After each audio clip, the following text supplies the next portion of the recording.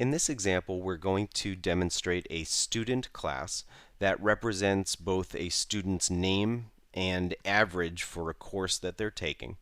And the key things that we're going to present as part of the class definition for student are nested if statements, nested if-else statements, and one other key feature, which is a read-only property. That is a property that has only a get accessor. But not only that, the particular property that I'm talking about is not going to have a backing store. It's not going to have a corresponding instance variable. Instead, what it's going to do is calculate the value that it returns based on other information inside an object of class student. So let's take a look at the class definition, and you can see here that class student begins with a public string property called name, and it's an auto-implemented property with both a get and a set accessor. So automatically now the compiler is going to create for us a corresponding private instance variable that the name property will be able to both get and set. Now we also have an integer instance variable, which is private, called average, and that one is going to represent the student's average in the course that they're participating in. Now, integer instance variables are going to be initialized to 0 by default, and you'll want to keep that in mind when we take a look at the corresponding average property momentarily.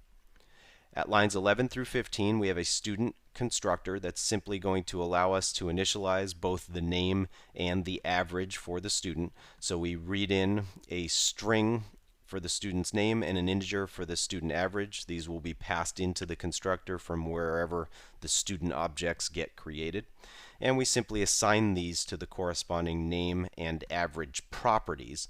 Now, line 13 invokes the name property's set accessor, and we saw that property defined up above here, but the average property is what we're about to look at down below. So here is our definition of the average property, and it's a read-write property. It has both a get accessor and a set accessor. The get accessor simply returns the average, but the set accessor is going to do some validation, kind of like what we demonstrated in the preceding lesson. And to do that validation, it's going to use a nested if statement in this case. Now, for those of you who are more experienced programmers, you'll look at this and you'll immediately say, well, why didn't he combine both of these conditions into a single larger condition? And the only reason for that is that at this point in our corresponding books, we have not yet introduced the so-called logical operators, which we'll show you actually in lesson 6. So for this purpose, we're going to use nested if statements to test a more complex condition. And that condition is as follows: if the student's grade that's being assigned to the average property, or the average I should say, that's being assigned to the average property, is greater than 0, then we'll go into the body and execute the nested if-else statement. And if that value is also less than or equal to 100, only then will we take the value and assign it to the average. So this is a compound condition basically being evaluated here, checking to make sure that the student average is greater than 0 and it's also less than or equal to 100. Now, valid grades are actually grades from 0 through 100. So why are we only testing greater than 0 here? Well, it turns out that by the time this set accessor is executing, the average instance variable already has the default value 0. So we're only going to modify average if the grade or the average that's assigned to the average property is from 1 through 100. Otherwise, for 0, it's already the value that's stored in the average. So that's our average property. And finally, we have our letter grade property, and this is a public property as well, so our client code can access it. It's a string property, so it's going to give us back a string value when we access the value of letter grade. This is the name of the property. And it's a read-only property because as I scroll down here in a moment, you'll see that there is only a get accessor defined for the property. If you define only a get accessor, the compiler won't automatically give you a set accessor. So that's what makes this a read-only property. So as I scroll down here, you'll see that the end of the property definition is here, or the end of the get accessor rather is here at line 67, and therefore, since there's no set accessor, again, a read-only property. Now, the other thing that's interesting about this property is that there is no corresponding instance variable letter grade.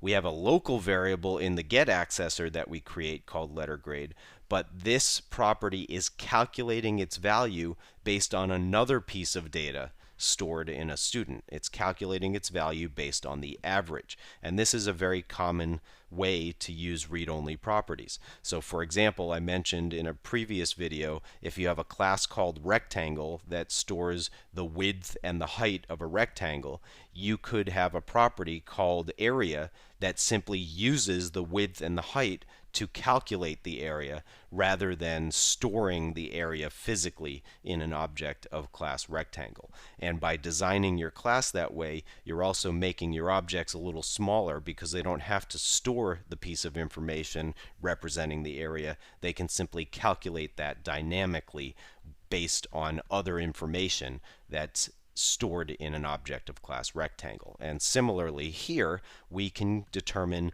the letter grade for a corresponding average simply by evaluating this nested if-else statement that we're about to look at.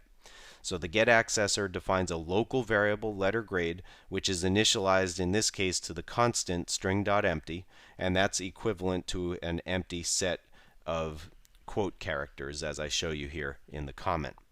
Now the nested if-else statement is going to test its first condition first, and if that condition is true, it will execute only the body of that if statement, and it will ignore the remaining else ifs and else in the nested if-else statement.